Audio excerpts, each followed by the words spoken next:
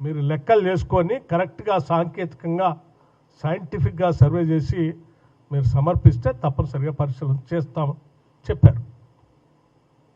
మరి ఎందుకు చేయలే మీరు? మేము మళ్ళీ కూడా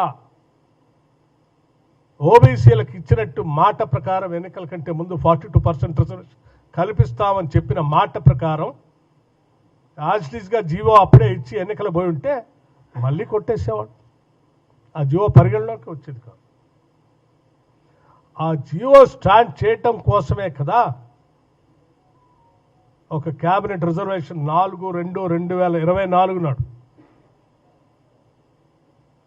ఈ రాష్ట్రంలో సిపెక్ survey, socio economic educational political employment caste survey జరపాలని రాష్ట్రంలో ఉన్నటువంటి జనాభా మొత్తాన్ని లెక్కగట్టి అందులో ఓబీసీలు ఎంతమంది ఉన్నారు, మిగతా వాళ్ళు ఎంతమంది ఉన్నారని సైంటిఫిక్గా సర్వే చేసి ఆ లెక్కలు సభలో పెట్టి వాటి ఆధారంగా బిల్లు పాస్ చేసి జీవో ఇవ్వాలనేటువంటి ఆలోచనతోనే ఈ ప్రక్రియ అంతా చేశాం.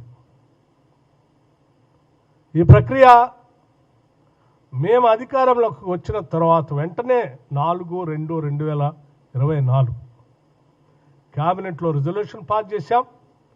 16/2/2024 నాడు అసెంబ్లీలో రిజల్యూషన్, క్యాబినెట్ రిజల్యూషన్ ఆధారంగా అసెంబ్లీలో కూడా రిజల్యూషన్ పాస్ చేశాం.